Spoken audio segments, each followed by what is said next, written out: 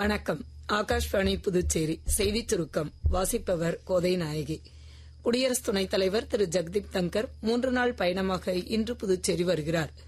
நாளை மாலை 4 மணி அளவில் ஜிப்மர் வளாகத்தில் நடைபெறவுள்ள தேசத்தை கட்டி எழுப்புவதில் சுற்றுச்சூழல் நிலைத்தன்மை நிகழ்ச்சியில் திரு தங்கர் தலைமை விருந்தினராக கலந்து கொண்டு உரையாற்றுகிறார். நாளை மறுநாள் புதுச்சேரி பல்கலைக்கழகத்தில் பேராசிரியர்கள் மற்றும் மாணவர்களுடன் கலந்துரையாட உள்ளார். திரு தங்கரின் வருகையை ஒட்டி பலத்த பாதுகாப்பு ஏற்பாடுகள் செய்யப்பட்டுள்ளன. பிரதமர் திரு நரேந்திர மோடி இன்று முதல் 5 நாள் அரசுமுறை பயணமாக சைப்ரஸ், கனடா, குரேஷியா ஆகிய நாடுகளுக்கு செல்கிறார். சைப்ரஸ் அதிபர் திரு நிக்கோஸ் கிறிஸ்டோடவுலிடஸின் அழைப்பை ஏற்று சைப்ரஸ் செல்லும் பிரதமர் தலைநகர் நிக்கோஷியாவில் அதிபரை சந்தித்து இருதரப்பு உறவுகள் குறித்து பேச்சுவார்த்தை நடத்துகிறார்.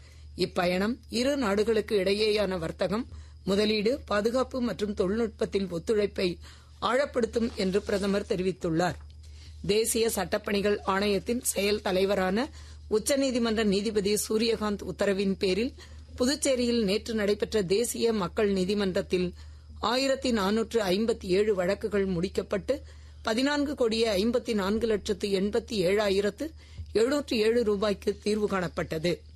தென் மாநில பகுதிகளின் மேல் நிலவும் வளிமண்டல மேலடுக்கு சுழற்சி காரணமாக புதுச்சேரி மற்றும் காரைக்கால் பகுதிகளிலும் தமிழகத்தின் ஒரு சில இடங்களிலும் லேசானது முதல் மிதமான மழை பெய்ய வாய்ப்புள்ளது என்று சென்னை வானிலை ஆய்வு மையம் தெரிவித்துள்ளது.